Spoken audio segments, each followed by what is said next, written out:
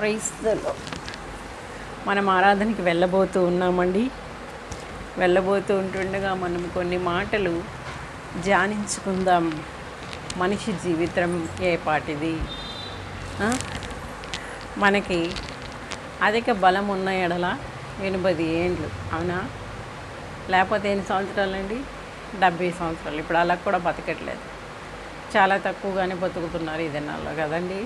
మరి ఇవన్నీ మనం ఒకసారి జ్ఞాపకం చేసుకొని దేవుడు మనకి ఎంత అవసరం అనేది మనం ధ్యానించుకుందాం. చూడండి ఒకసారి.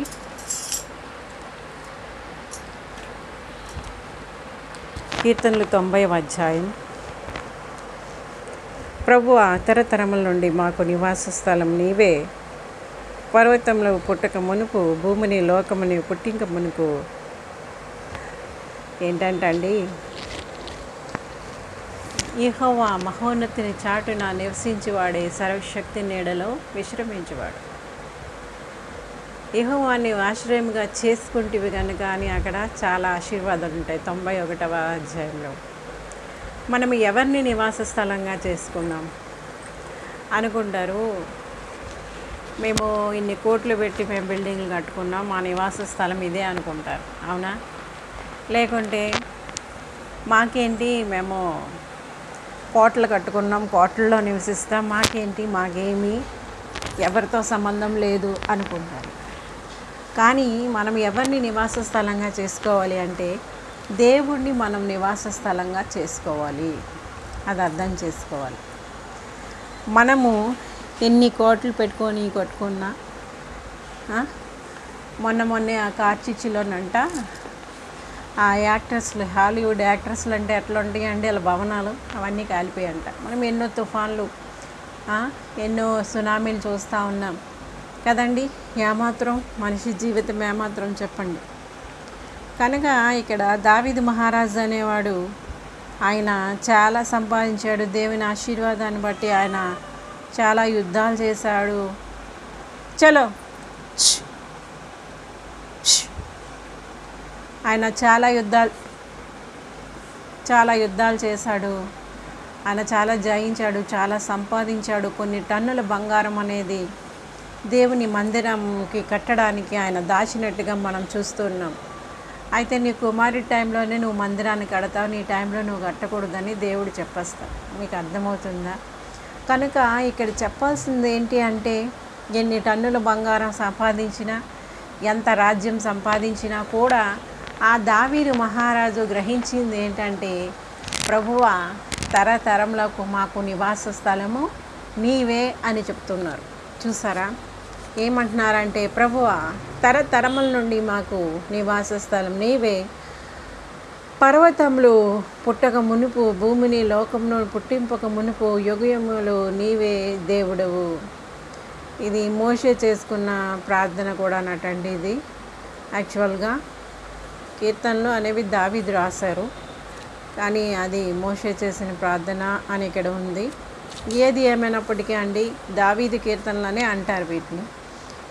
ఇప్పుడు రాజులైనా కావచ్చు, ఇక్కడ ప్రవక్తలైనా కావచ్చు, ఎవరైనా కావచ్చు, ఎంత అతిశయపడినా, నేను ఇది సంపాదించాను, దేని కొరకు ప్రయత్నించిన, పరుగులెత్తినా కూడా ఇదంతా కూడా ఒక టైంలో మనం వదిలి వెళ్ళాలి.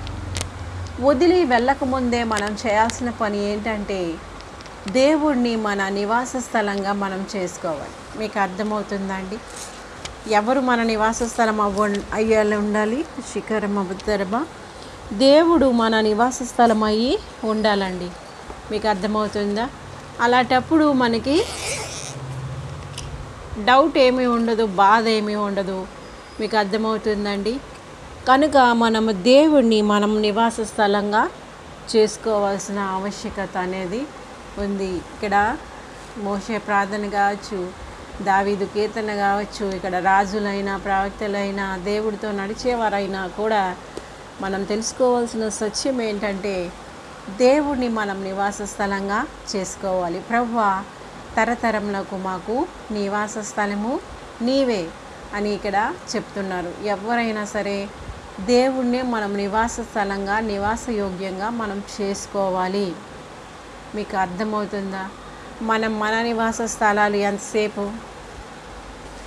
మన నివాస స్థలాలు శుభ్రం చేసుకొని మన నివాస స్థలాలు చూసుకొని మనం సంతోషించడం కాదు. ఒకే భూమి మీద మనం ఉండేటప్పుడు మనకి ఒక నివాస స్థలం కావాలి, ఒక గూడు కావాలి. గూడు లేకపోతే చాలా కష్టం. మంచిదే మన గృహాల్ని మనం శుభ్రం చేసుకోవడము, మనకు ఒక గృహం ఉండడం మంచిదే కాదని నేను అనట్లేదు. కానీ వీటిని బట్టి మాత్రమే మనం సంతోషించి ఆనందించి అతిశయపడకూడదు. ప్రభువును బట్టి అతిశయించాలి. దేవుడిని మనం నివాస స్థలంగా చేసుకోవాలి. అప్పుడు మన ఆత్మలు ఎక్కడికి వెళ్తాయి? దేవుడి దగ్గరికి వెళ్తాయి, దైవ సన్నిధికి చేరుతాయి. ఇక్కడ అంతా అదే చెప్తున్నారు. ఈ కీర్తన అంతా కూడా అదే చెప్తున్నారు. మీకు అర్థమవుతుందా? మనకి ఏంటట, మహా అయితే మన ఆయుష్ 70 సంవత్సరాలు, అధిక బలమున్న 80 సంవత్సరాలు. ఏది ఏమైనా అవ్వనివ్వండి, కానీ ఒక 60+ అయిన తర్వాత ఇంకా జీవితం అంతా కొంచెం అంటే నేను అలా ఫీల్ అవ్వమని నేను అనట్లేదు. కానీ ఇంకా అక్కడి నుంచి ఇక చిన్నప్పుడు ఉన్నట్టు ఉండలేరు కదా. అలా ఎన్ని సంవత్సరాలు బ్రతికినా 60+ తర్వాత కొంచెం ఇంకా తేడా అయిపోతుంది లైఫ్. ఇంకా అవునా, చాలా విషయాల్లో ఇక మనం ఉండాలనుకున్నట్టు అంటే మరి ఎట్లా ఉంటుందో నాకైతే తెలియదు. కానీ ఇప్పుడు ఒక ఏజ్ వచ్చిన తర్వాత ఇదివరకు బలం ఉండదు, ఇదివరకు శక్తి ఉండదు, అవునా అని నేను అనుకుంటున్నాను. కానీ నేను చిన్నప్పుడు చాలా డల్గా ఉండేదాన్ని. యాక్చువల్గా చిన్నప్పుడు ఎప్పుడు నిద్రపోవాలని అనిపించే చాలా వీక్గా ఉండేది. అప్పటికంటే ఇప్పుడే నేను కష్టపడి పని చేయగలుగుతున్నాను. అది దేవుని కృప.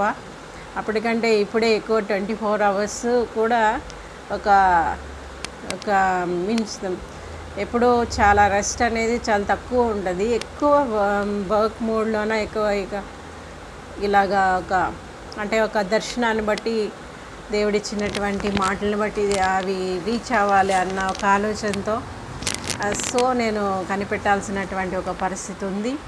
యాక్చువల్గా చెప్పాలంటే చాలా చిన్నప్పుడు ఏమీ లేకుండా చాలా సరదాగా ఆడుతూ పాడుతూ అయిపోయింది. యాక్చువల్గా ఇప్పుడే నేను కష్టపడుతున్నాను. కానీ ఇక్కడ చెప్తున్నది ఏంటంటే, మేము మహా అయితే 70 సంవత్సరాలు బ్రతుకుతాం, లేకుంటే 80 సంవత్సరాలు బలం ఉంటే 80 సంవత్సరాలు, ఇప్పుడు 90 సంవత్సరాలు 100 సంవత్సరాలు బతికే వాళ్ళు ఉంటారు. కానీ వాళ్ళు వెనకాల చేసేవాళ్ళు కూడా ఉండాలి కదా. నేను అంటున్నది అది. ఇంకా అప్పుడు ఇంకేంటి నేను ఎలాగ ఎక్స్ప్లెయిన్ చేయాలో నాకు తెలియదు. కానీ ఇక్కడ వాస్తవం ఏంటంటే గ్రహించాలి బాగా.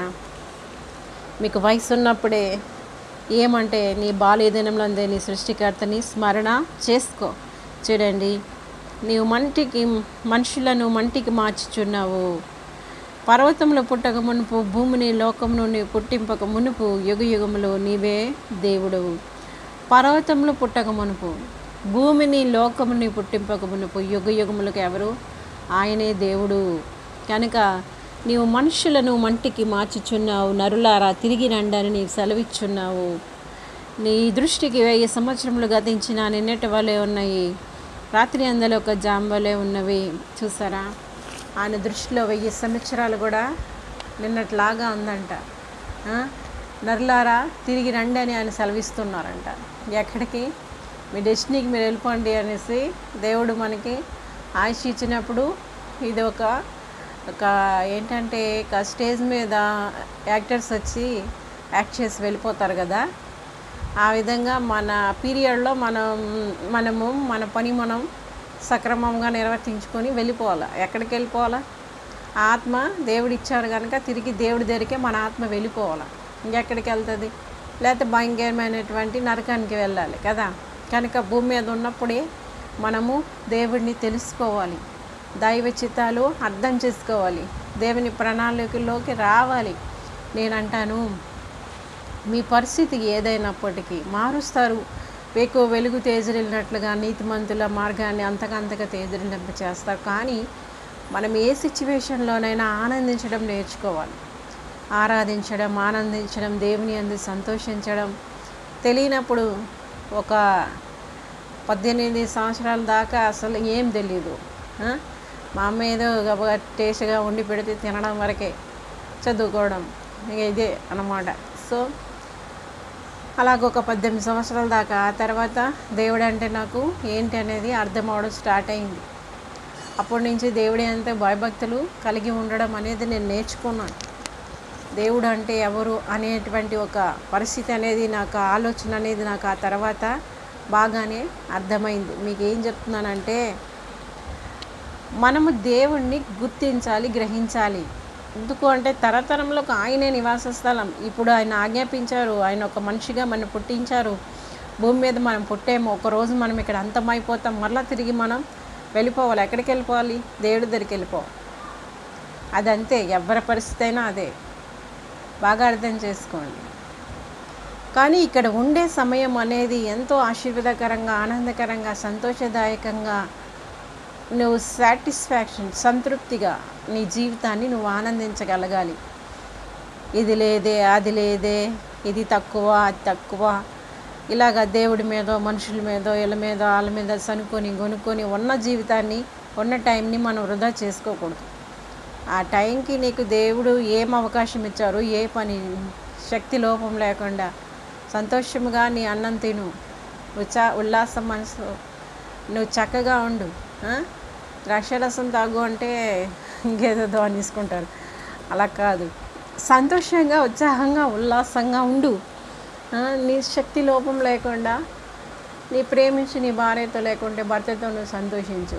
100 మందితో కాదు, నీ భార్యతో లేదా ఒకరే, వాక్యం చెప్పింది. సంతోషించు. నీ శక్తి లోపం లేకుండా నీ చేతికి వచ్చిన పని నువ్వు చేసుకో. నీ పనిలో నువ్వు ఆనందించు, అది ఏ పనైనా కావచ్చు. దేవుడిచ్చినటువంటి ఈ జీవితాన్ని చాలా జాగ్రత్తగా మనం డిజైన్ చేసుకొని సంతోషించగలగాలి. ఏ పరిస్థితుల్లోనైనా. ఎంతసేపు నువ్వు దేనికో యాతన పడి పరిగెట్టి ఇంకా జీవితం అంతా అయిపోయిన తర్వాత అయ్యో ఏంటి ఇంత కష్టపడ్డాను, ఏంటి కనీసం జీవితంలో ఒక ఇది లేదు, అదే అట్లా దేనికో ప్రాకులాడకండి. దేవుడు ఇచ్చింది సంతోషించండి, దేవుని యందు ఆనందించండి, మీ జీవితాన్ని దేవుడికి అర్పించండి. అది నేను చెప్పేది. ఎందుకంటే తిరిగి మనం దేవుడి దగ్గరికి వెళ్ళాలి కదా. అది భూమి మీదే మనం సిద్ధపడాలి దానికోసం. మీకు అర్థమైందా? ఆయన్నే నివాస స్థలంగా, నివాసయోగ్యంగా మనం చేసుకోవాలి. అప్పుడు నీకు రావాల్సిన దీవెనలన్నీ ఆయనే ఆ సమయానికి ఇచ్చేస్తారు. భూమి మీద నీకు ఏమి ఇవ్వాలో ఆయనే మర్చి ఉండరు. దేవుడు ఉన్నస్తుడు కాదు, మనకి ఇవ్వాల్సిన ఆయన ఇచ్చేస్తారు. ఎలాగుని దేనికో నిన్ను నువ్వు ఇది సాధించాలి, అది నీకు ఎదురుగుండా ఉన్నది నువ్వు అనుభవించలేవు. దేనికోసం ఆ రోజు నీకు ఆకుకూరలు భోజనం ఇచ్చారు, తిను. చికెన్ లేదని కూర్చొని ఏడిస్తే ఏంటి ప్రయోజనం కదా? నీకు ఆకుకూరలే ఉన్నాయి, ఆకుకూరల భోజనం హ్యాపీగా తిను, చక్కగా వండుకో, చక్కగా తిను. లేని చికెన్ కోసం కూర్చొని ఏడుస్తావా? ఈ ఉన్నది తినకుండా నీకు దేవుడు ఏంటి నీ ముందు పెట్టారు, నువ్వు అది వదిలేసి లేని దానికోసం ఏడ్చడం వల్ల ఏం ప్రయోజనం లేదు కదా. నేను చెప్పేది ఏంటంటే దేవుణ్ణి నివాస స్థలంగా చేసుకోండి. జీవితం శాశ్వతము కాదు. అవే విషయాలు ఇక్కడ చెప్పబడుతున్నాయి. చూసారా? నీ దృష్టికి 1000 సంవత్సరములు గతించినటువంటి రాత్రి అందరూ ఒక జాము వలె ఆయనకు ఒక సంవత్సరం ఉంది. ఎంతమంది మనుషులు వస్తారు, ఎంతమంది పోతారు, ఎంతమందిని ఇక్కడ భూమి మీద పంపిస్తారు, మరి ఎంతమంది దేవుడి దగ్గరికి వెళ్తున్నారు? వరదచేతనైనట్టు నీ వారిని పారగొట్టి వేయగా వారు నిద్రింతురు. ప్రొద్దున వారు పచ్చగడ్డి వలె చిగురింతురు. ప్రొద్దున అది మొలిచి చిగురించును, సాయంకాలం అది కోయబడి వారబారును. నీ కోపం వల్ల మేము క్షీణించున్నాము, నీ ఉగ్రతను బట్టి దిగులు పడుచున్నాము. మా దోషములను నీవు నీ ఎదుట ఉంచుకొని ఉన్నావు. నీ ముఖ కాంతిలో మా రహస్య పాపములు కనబడుచున్నవి. నీ ఉగ్రతను భరించుచునే మన దినములను నీవు గడిపితిమి. నీ తూర్పులు విడిచినట్టు మా జీవితకాలం జరుపుకొందుము. మా ఆయుష్కాలం 70 సంవత్సరంలో, అధిక బలమున్న ఎడ్ల 80 సంవత్సరంలో అయినను వాటి వైభవం ఆయాసమే, దుఃఖమే. త్వరగా గతించిన మేము ఎగిరిపోదాం. చూసారా? పచ్చగడ్డిలాగా దేవుడికట 1000 సంవత్సరాలు రాత్రి అందరూ ఒక జాములాగా ఉన్నాయి. మరి నీ బతుకు నా బతుకు ఏమాత్రం దేవుడి దృష్టిలో కదా. మనం ఏంటంటే దైవ శక్తిని మనం అర్థం చేసుకోవాలి, దేవుడిని అర్థం చేసుకోవాలి, ఆయన ఆగ్రహ బలాన్ని అర్థం చేసుకోవాలి, ఆయన ఉగ్రతను మనం అర్థం చేసుకోవాలి, ఆయన కోపాన్ని మనం అర్థం చేసుకోవాలి. మనము అలాగా మన ఎంతైనా మన నిట్టూర్పులు, మన ఆవేశము, ఆయాసము చూడండి, అవన్నీ కూడా మనం జ్ఞాపకం చేసుకుంటే ఇలాగా ఎంతో ప్రయాసతో కదా మన జీవిత దినాలు వెళ్తూ ఉన్నాయి. కొంతమందివి అని కాదు, అందరికీ అందరి జీవితాల్లో ఏదో ఒకటి, కొంతమంది అని కాదు, అంతమందికి ఎవరికి ఉండాల్సినటువంటి కష్టం, ఎవరికి ఉండాల్సిన శ్రమ, ఎవరికి ఉండాల్సిన బాధ వాళ్ళకు ఉంటుంది. మనిషి అన్న తర్వాత ఉండకుండా ఉంటుందా? కానీ ఈ యొక్క పరిస్థితుల్లో, ఈ కష్టంలో దేవుని ఉగ్రతకి, కోపానికి, ఆగ్రహానికి మనం గురి అవ్వకూడదు అంటే దేవుని కృపని మనం పొందుకోవాలి. ఎలా పొందుకుంటాం? త్రూ జీసస్ క్రైస్ట్ ద్వారా దైవ కృపని మనం పొందుకుంటాం. అప్పుడు భూమి మీద కూడా మన జీవితానికి సార్థకత ఉంటుంది. నిత్యత్వంలో కూడా మళ్ళీ దేవుడి దగ్గరికి మనం వెళ్ళిపోతాం. చూసారా, ఎక్కడి నుంచి వచ్చామో అక్కడికి మన ఆత్మ వెళ్ళిపోతాం. ఇచ్చారు మనకు ఒక శరీరాన్ని అమర్చారు, ఆ లోపల ఒక ఆత్మని పెట్టారు, ఆత్మకు ఒక శరీరాన్ని అమర్చారు, ప్రాణం ఇచ్చారు, జీవం ఇచ్చారు భూమి మీద. కానీ మన జీవం ఎక్కడ దాచబడింది? ఎప్పుడైతే నీ క్రీస్తుతో కూడా లేపబడుతున్నావో మన జీవం క్రీస్తుతో కూడా దాచబడి ఉంది. ఆయన మహిమలో మనం కూడా ప్రత్యక్షపరచం. ఎప్పుడు నీ జీవం క్రీస్తుతో కూడా దాచబడాలి. ఆయన కోపాన్ని బట్టి మనం క్షీణిస్తున్నాం. ఈ యొక్క క్షీణత, ఈ యొక్క బాధ, ఈ వేదన, ఈ దుఃఖం కావచ్చు, ఈ ఆవేశం కావచ్చు, ఆయాసం, ఈ దినములన్నీ కూడా మనం శ్రమతో, దుఃఖంతో గడుపుతున్నాం. ఎందుకు గడుపుతున్నాం అంటే నువ్వు నివాస స్థలంగా దేవుడిని చేసుకోవట్లేదు. నువ్వు దేన్నో ఆశ్రయిస్తున్నావు. పగిలిపోయిన కొండలను, లేకపోతే నిత్య జీవ జలమ అయినటువంటి ఊట అయినటువంటి దేవుడిని పక్కన పెట్టి నీకోసం పగిలిపోయిన కొండలను, విరిగిపోయేటువంటి తాత్కాలికమైనటువంటి ఆశ్రయాలను నువ్వు ఆశ్రయిస్తున్నావు. నిత్య జీవాన్ని ఇచ్చేటువంటి, జీవ జలాన్ని ఇచ్చేటువంటి, జీవాహారాన్ని ఇచ్చేటువంటి, జీవాహారం, జీవజలం ఎవరు? యేసు ప్రభు. నిత్యము నీ ఆత్మను తృప్తిపరిచే దేవుడిని పక్కన పెట్టి నీకోసం తాత్కాలికమైన ఆశ్రయాలను, తాత్కాలికమైన ఆశ్రయపులాలను, తాత్కాలికమైన పరిస్థితులు నీ కోసం కల్పించుకుంటున్నావు. కృత్రిమైన లోకంలో నువ్వు జీవిస్తున్నావు. మన నివాస స్థలం ఏంటి? అసలు దేవుడిని మనం నివాస స్థలంగా చేసుకోవాలి. చూసారా, మహోన్నతుని చాటును నివసించువాడే సర్వశక్తి నీడలో విశ్రమించేవాడు. ఆ విశ్రాంతిలో, ఆ నీడలో, ఆయన గుడారంలో, ఆయన పర్ణశాలలో మనని మనం దాచుకోవాలి. అప్పుడు మన దినములన్నీ కూడా సంతోషభరితములుగా అవుతాయి. మనకి జీవితంలో మనం ఆనందాన్ని, సంతోషాన్ని మనం పొందుకోగలుస్తాం. మీకు అర్థమైందా? సమస్త జ్ఞానానికి మించిన దేవుని సమాధానం కావచ్చు, మహిమయుక్తమైన క్రీస్తు మహిమలో మన ప్రతి అవసరం తీర్చబడవచ్చు. మనం మళ్ళా నరులారా తిరిగి రండి అని దేవుడు సెలవిచ్చినప్పుడు మనం ఎక్కడికి వెళ్ళిపోతాం? ఆయన ఉండే చోటికి మనం వెళ్ళిపోతాం. అంటే ఎప్పుడు మనం చేయాల్సిన పరిస్థితి ఏంటంటే మన జీవము క్రీస్తుతో కూడా దాచబడాలి. క్రీస్తుతో కూడా మనం అంటే మన పాత పాప జీవితాల్లో క్రీస్తుతో కూడా మృతమైపోయి, క్రీస్తుతో కూడా లేపబడి ఆ జీవాన్ని మనం పొందుకొని, ఆ జీవాన్ని క్రీస్తులో మనం దాచుకోవాలి. ఆయన నివాస స్థలంగా మనం చేసుకోవాలి. ఆయన విశ్రాంతిలో, ఆయన నీడలో మనం విశ్రమించాలి. అప్పుడు మన జీవిత దినములన్నీ కూడా ఉత్సాహం, ఉల్లాసం. చూడండి, మనుషులందరికీ ఇవే కలుగుతాయి. ఏంటవి? ఇక్కడ రాశారు. అవే ప్రొద్దున వారు పచ్చగడ్డి వలె చిగురిస్తారు. ప్రొద్దున అది మొలిచి చిగురిస్తుంది, సాయంకాలం అది కోయబడి వాడబడుతుంది. మనుషుల జీవితం ఇంతే కదండి. అంతకంటే ఏమైనా ఉందా చెప్పండి?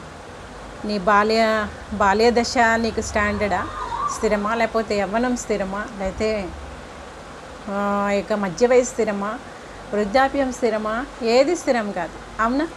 అలా జరుగుతూ ఉంటాయి. ఆ కాలాలు, ఆ సమయాలు అట్లా జరిగిపోతూ ఉంటాయి. కానీ అర్థవంతంగా నీ జీవితాన్ని మార్చుకోవాలి అంటే నువ్వు దేవుడిని నివాస స్థలంగా చేసుకోవాలి, ఆయనని ఆశ్రయముగా చేసుకోవాలి. నిలువ ఇవ్వని తొట్లలో, అంటే ఆ యొక్క పగిలిపోయిన తొట్లని మనం ఆశ్రయించకూడదు. కానీ నిత్య జీవ జలమైనటువంటి యేసు ప్రభుని మనం ఆశ్రయించాలి. ఆయన జీవాహారంగా ఉన్నారు, జీవజలంగా ఉన్నారంటే నీ ఆత్మ తృప్తి, నీ ఆత్మ ఆహారం, నీ ఆత్మకి కావలసిన పోషణ అంతా ఇచ్చేది ఎవరు? జీవాహారము నేనే. నా యుద్ధకు వచ్చిన వాడు ఎన్నిటికీ ఆకలి కొనడు, దప్పికొనడు. జీవజలం ఆయన ఇస్తారు. ఎప్పుడైతే నువ్వు యేసు ప్రభుని రక్షగా అంగీకరించి పరిశుద్ధాత్మక నీ హృదయంలో స్థానం ఇస్తావో ఎల్లప్పుడు నీ ఊట ఉబుకుతా ఉంటుంది, గిన్నె నిండి పొంగి పొర్లి ప్రవహిస్తుంది. ఎప్పుడూ సంతోషంగా ఉండగలుస్తావు ఏ పరిస్థితిలోనైనా కూడా. అర్థమవుతుంది. అలాగని దేవుడు నీకే తక్కువ చేయరు. దేవుడు నివాస స్థలంగా చేసుకుంటే దేవుడు ఏమన్నా తక్కువ చేస్తారా? ఆయన గుప్పిలు విప్పి ప్రతి జీవి కోరికని తృప్తిపరుస్తారంట. ప్రతి జీవి కోరికని ఆయన తృప్తిపరుస్తారు. కాకికి ఆహారాన్ని ఎవరు సిద్ధం చేస్తున్నారు? కాకి పిల్లకి ఆహారాన్ని ఎవరు సిద్ధం చేస్తున్నారు? ప్రతి జీవి కోరికని ఆయన తృప్తిపరుస్తారు. చూడండి, మనుషులు ఇవన్నీ పరిస్థితి ఇది. నీ కోపం వల్ల మేము క్షీణించున్నాం, నీ ఉగ్రతను బట్టి దిగులు పడుచున్నాం, మా దోషం నేను ఎదుట ఉంచుకొని ఉన్నావు. ఆయన ముఖ కాంతిలో మన రహస్య పాపములు కనబడతా ఉన్నాయి. నీ ఉగ్రతను బట్టి, అందుకే రహస్య జీవితం ఎప్పుడు కూడా, రహస్య జీవితమైనా కావచ్చు, పబ్లిక్ జీవితమైనా కావచ్చు, ఏదైనా ఒకేలా ఉండాలి. ఎందుకంటే దేవుని యొక్క ముఖ కాంతిలో ఆ రహస్య పాపాలు అనేవి కనబడతాయి. అందుకే ఏది కూడా దేవుడి ముందు దాయలేరు. అందుకే ఎప్పుడు ఎల్లప్పుడూ ఒకేలా ఉండడం నేర్చుకోవాలి. సీక్రెట్ లైఫ్ ఒకటి, అర్ధరాత్రి లైఫ్ ఒకటి, తెల్లారి లైఫ్ ఒకటి, మధ్యాహ్నం లైఫ్ ఒకటి, ఉదయం లైఫ్ అట్లా ఉండకూడదు. కరెక్ట్ కాదు అది. ఎందుకు? ఒకసారి నువ్వు దేవుని యొక్క ముఖ దర్శనం చేసినప్పుడు ఆ ముఖంలో నీకు రహస్య పాపాలు నీకు తెలుస్తాయి. ఇల్లు ఇక్కడో బతుకు, వాళ్ళు అక్కడో బతుకు, వాళ్ళదేరో బతుకు, వీళ్ళదేరో బతుకు, ఎన్నాళ్ళు నటిస్తారు? జీవితం స్థిరమా? మనిషి జీవితం చూసారా? ఇక్కడ చెప్పబడుతుంది, పచ్చగడ్డిలా ఉంది, కోయబడి వాడబడేది. నరులారా తిరిగి రండి అని దేవుడు సెలవిస్తున్నాడు. మరి దేవుడిని నివాస స్థలంగా నీ నీడగా నువ్వు చేసుకోవా? అప్పుడు నువ్వు ధైర్యంగా ఉండగలుగుతావు. నీ రహస్య జీవితం, నీ పబ్లిక్ జీవితం ఒకలా అంటే నువ్వు ధైర్యంగా ఉంటావు. ఇక్కడ ఒకలాగా, అక్కడ ఒకలాగా, ముందు ఒకలా, వెనక ఒకలాగా, లోపల ఒకలా, బయట ఒకలాగా, ఎన్నాళ్ళు? అప్పుడు దేవుని ఉగ్రతకు గురైపోరా? దేవుని కోపానికి గురైపోరా? చూడండి, నిట్పిడుపు విడిచినట్టు మా జీవితకాలం జరుపుకుందాం. మా ఆయుష్కాలం 70 సంవత్సరంలో, అధిక బలమున్న 80 సంవత్సరంలకు అగును. అయినను వాటి వైభవం ఆయాసమే, దుఃఖమే, అది త్వరగా గతించిన మేము ఎగిరిపోదాం. అంతేకాదా? ఎన్ని సంవత్సరాలు నువ్వు బ్రతికినా సరే ఒక స్టేజ్ వచ్చేటప్పటికల్లా ముసలోళ్ళని చూసి అనుకుంటారు, ఏమమ్మా ఈ ముసలమ్మ ఈ ముసలోడు చనిపోరు, ఇంకా వెళ్ళరు, ఎప్పుడు వెళ్తారో ఏందో అనుకుంటారా లేదా? ఎవరు పని చేస్తున్నారు వాళ్ళ కింద, ఎవరు సేవ చేస్తున్నారు, వాళ్ళు తిట్టుకోకుండా ప్రతిరోజు తిట్టుకుంటూనే ఉంటారు. అవునా? అది త్వరగా గతించిన మేము ఎగిరిపోదాం. నీ ఆగ్రహ బలం ఎంతో ఎవరికి తెలియను. అందుకేంట నీతిమంతులట ఈ యొక్క దుఃఖ దినాలు చూడకుండా కొనిపోబడుతున్నారంట. వాళ్ళకి మంచి మరణం వస్తుంది. నిజంగా వాళ్ళు ఎవరి చేత ఎత్తి దింపించుకోరు, చక్కగా వెళ్ళిపోతారు. దేవుడు సెలవిచ్చిన తర్వాత వాళ్ళు వెళ్ళిపోతారు. ఇంకా నీ ఆగ్రహ బలం ఎంత ఎవరికి తెలియను, నీకు చెందవలసిన భయం కొలది పుట్టి నీ క్రోధం ఎంత ఎవరికి తెలియను. మాకు జ్ఞాన హృదయం కలిగినట్లు దేవునికి కోపం ఉంటుంది, క్రోధం ఉంటుంది.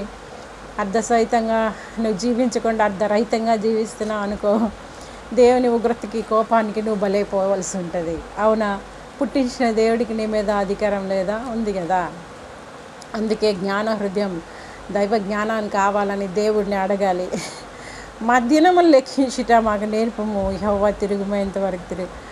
చూడండి, ఏంటంటే మన దినములు మనం లెక్కించుకోవడం మనం నేర్చుకోవాలంటే ఇంకా మర్చిపోకూడదు.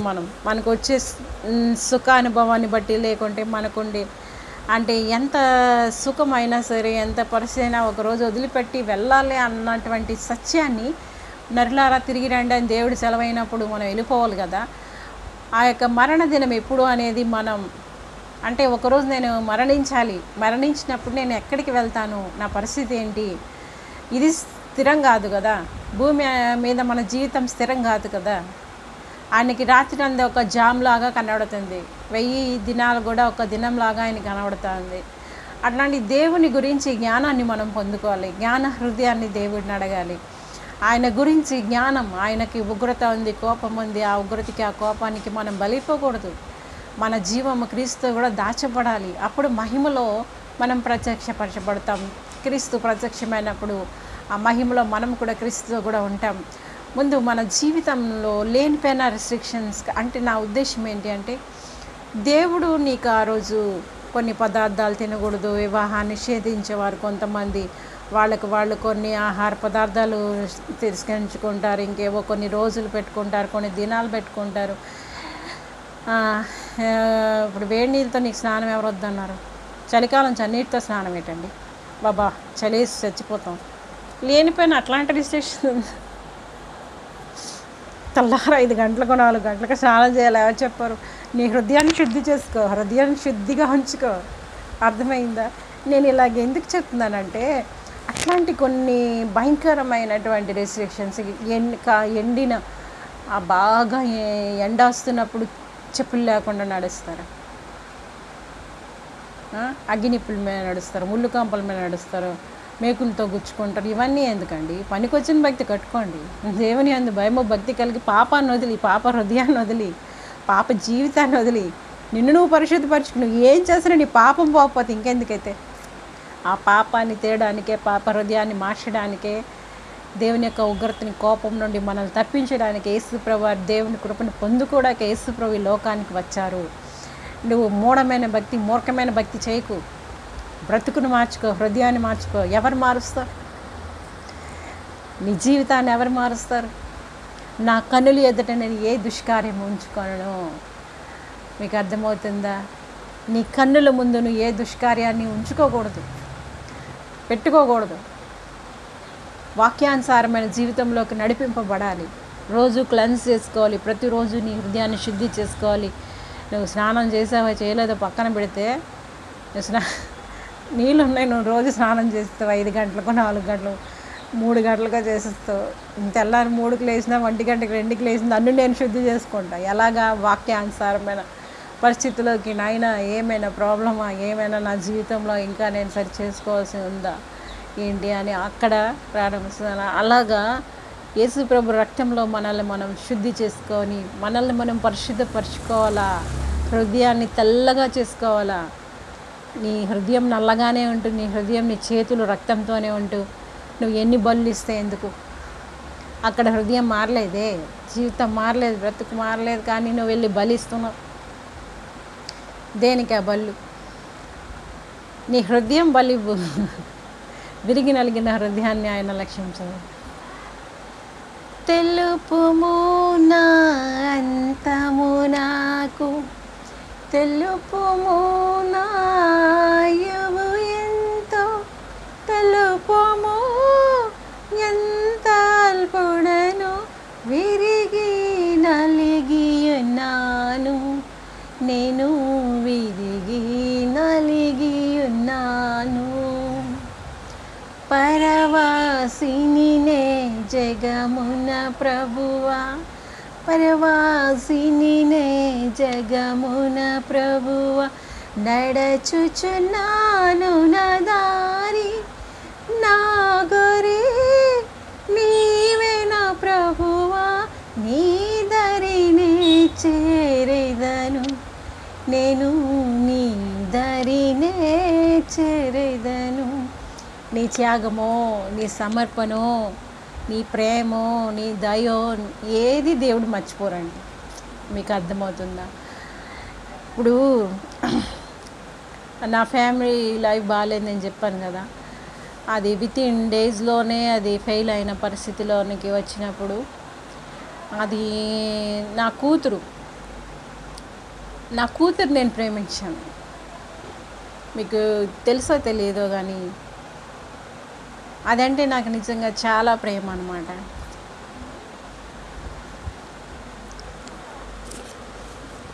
చూడండి,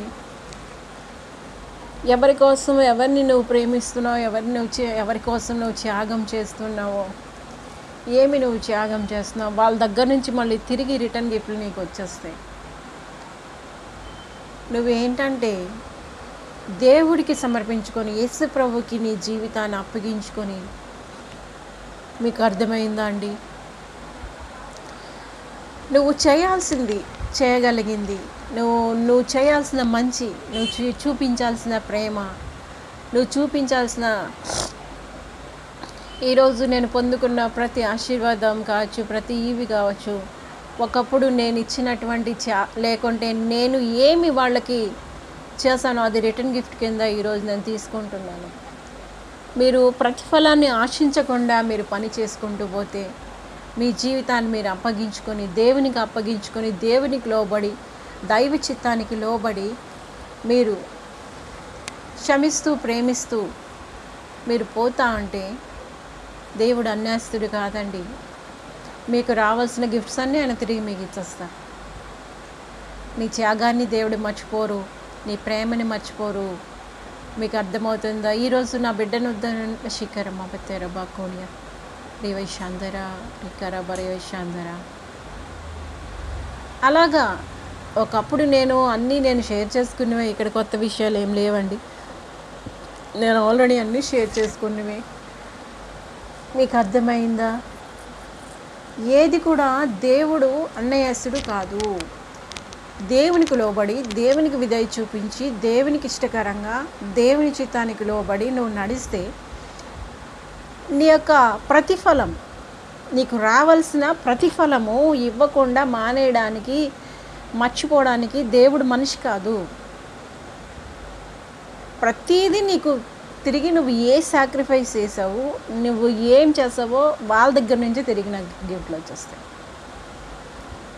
ఇది వాస్తవం.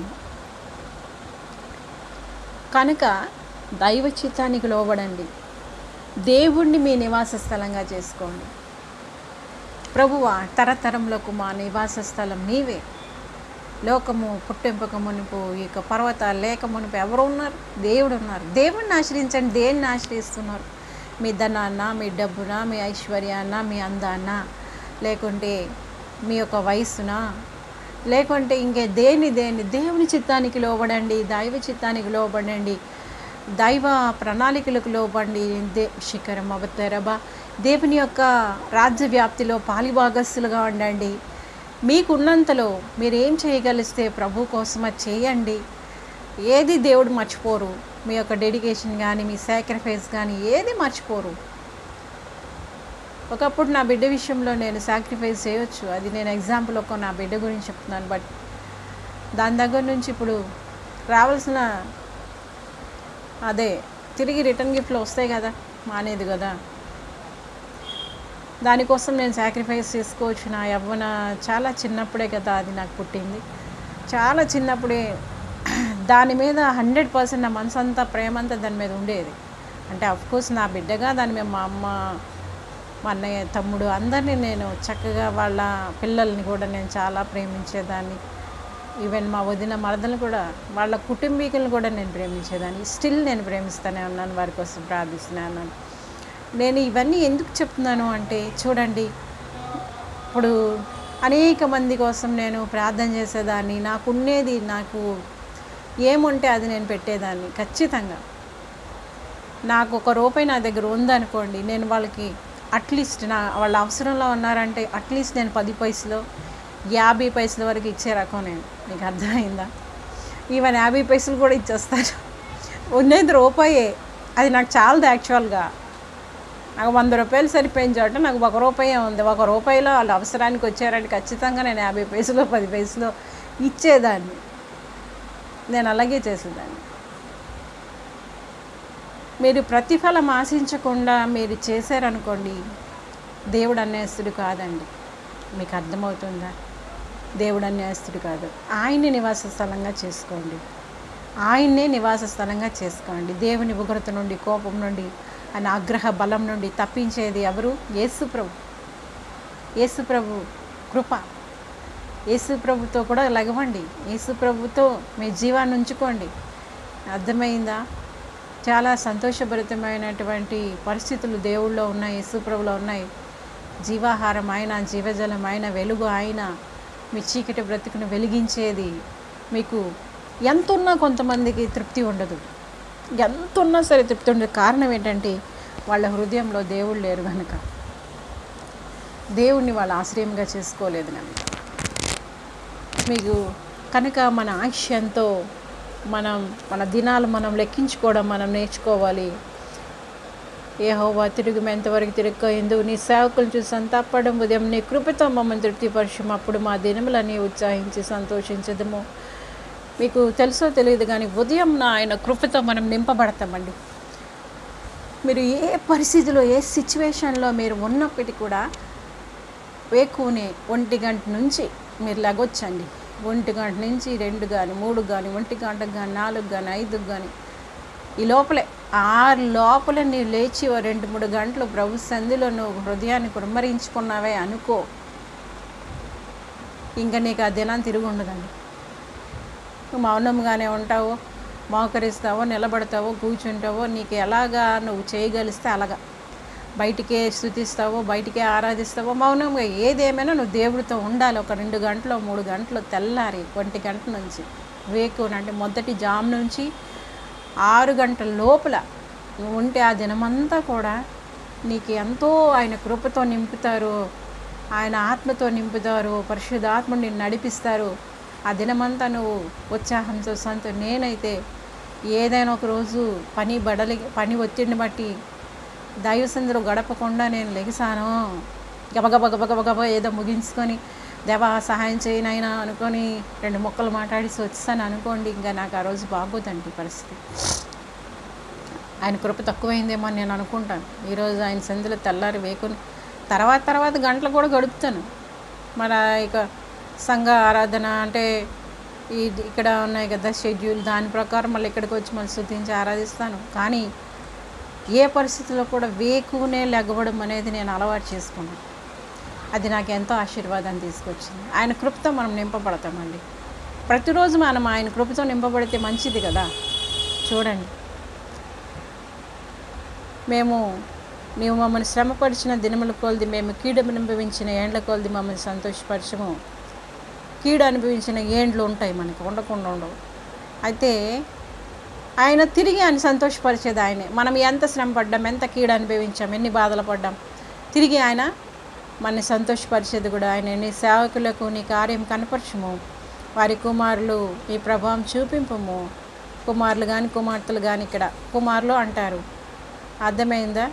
నీ ప్రభావం చూపింపము. మా దేవుడైన యెహోవా ప్రసన్నత మా మీద ఉండునుగాక. ఎల్లప్పుడూ కూడా ఆయన ప్రసన్నతని మనం కోరుకోవాలా. మా చేతి పని మాకు స్థిరపరచు, మా చేతి పని స్థిరపరచుము. మన చేతి పని దేవుడు స్థిరపరచాలి. అర్థమైందా? నేను కూడా ఈ మధ్య అలాగే అనుకుంటున్నాను. గార్డెనింగ్ చేశాను కదా నాయన, ఆ విషయంలో నువ్వు నా చేతి పని స్థిరపరచు అనుకుంటా ఉన్నాను. అర్థమైందా? గార్డెనింగ్ విషయంలో నేను ప్రతిఫలాన్ని చూడాలి నాయన అని. ఇప్పుడు చూడండి, మన చేతి పని స్థిరపరిచేది దేవుడే. కీడు అనుభవించిన ఏండ్ల కొలది మనకి తిరిగి సంతోషం ఇచ్చేది ఆయనే, తిరిగి ఆశీర్వాదాన్ని ఇచ్చేది ఆయనే, తిరిగి ఆయన ప్రభావాన్ని చూపేది ఆయనే, మన బిడ్డల మీద ఆయన ప్రభావాన్ని చూపేది ఆయనే. చూసారా? ఇదనమాట. మనం కీడు అనుభవించిన, ఎందుకు కీడు అనుభవిస్తున్నారు, ఎందుకు ఇంకా బాధపడుతున్నారు, ఎందుకు దేవుని ఉగ్రత కోపానికి గురవుతున్నారు? మీకు అర్థమైందా? దైవ చిత్తానికి లోబడాలి, ఆయన విధేయత చూపించాలి. మీకు అర్థమైందా? ఆయనకి విధేయత చూపించాలి, ఆయనకి లోబడాలి, ఆయనకి ఇష్టమైన బిడ్డలుగా మార్చబడాలి. ఉత్తుకుత్తుని మీరు కీడు అనుభవిస్తున్నారా? లేదండి. అంటే నువ్వు ఇంకా ఎక్కడ నువ్వు లోబడలేకపోతున్నావు, ఎక్కడ నువ్వు ఇంకా విధేయత చూపించలేకపోతున్నావు, ఇంకా ఎక్కడ నువ్వు దేవుని నివాస స్థలంగా ఉండినైనా నా నివాసం నువ్వే అని చెప్పి చెప్పేసి ఇంకా ఎక్కడికైనా వెళ్ళి వేరే నివాసాలు వెతుక్కుంటూ వస్తున్నావు. ఏ పరిస్థితి ఏదేమైనా పరిపూర్ణంగా దేవుడి మీద ఆధారపడినప్పుడు, సంపూర్ణంగా ఆయనకు లోబడినప్పుడు, ఆయన ఉగ్రత నుండి, ఆయన కోపం నుండి, ఆయన యొక్క ఆగ్రహం నుండి నువ్వు తప్పింపబడతావు. ఇవన్నీ నుండి తప్పించడానికి యేసు ప్రభువు వారే మార్గం. మీకు అర్థమవుతుందా? వృద్ధాతిశయం వద్దు, వృధాగా అతిశయపడడం, గర్వించడం వద్దు. దేని బట్టి గర్వించడానికి, అతిశయించడానికి మనలో లేదు. మన దినముల్ని మనం లెక్కించుకోవడం మనం నేర్చుకోవాలి. ఎలాగా పచ్చగడ్డి కోయబడి ఎలా వాడబడుతుందో మన యొక్క ఆయుష్కాల దినములు కూడా అంతే. మహా అయితే 70 సంవత్సరాలు లేకుంటే 80 సంవత్సరాల తర్వాత బతికినా కూడా వృద్ధా అనుకుంటారు జనాలు. అవునా? ఇంకెందుకు మా ప్రాణం మీదకి ఇంకా ఎందుకు బా అని అనుకుంటారు కదా. జనరల్గా అదే జరుగుతున్నాయి ఇప్పుడు సిచ్యువేషన్స్. కనుక ఈ యొక్క పరిస్థితుల్లో మన ఆయుష్కాల దినాలు మనం లెక్క పెట్టుకోవాలా, మన ఆయువుని మనం లెక్క పెట్టుకోవాలా. దేవుని యందు భయభక్తులు కలిగి ఉండాలి. దేవుడు వద్దన్న పని మానేయాలా, దేవుడికి ఇష్టమైన పని చేయాలా. నువ్వు ఏం సాక్రిఫైస్ చేసావు, ఏం డెడికేట్ చేసావు, తిరిగి ఆయన నీకు ఖచ్చితంగా కీడు అనుభవించిన ఏండ్ల కొలది నీకు సంతోషాన్ని కూడా తిరిగి ఆయన ఇవ్వగలరు. నీకు అర్థమైందా? దేవుడు అన్యాయస్తుడు కాదు. నీ యొక్క డెడికేషన్, నీ సాక్రిఫైస్ ఏదన్నా సరే దేవుడు గుర్తిస్తారు, దానికి తగ్గ ప్రతిఫలాన్ని నీకు ఇస్తారు.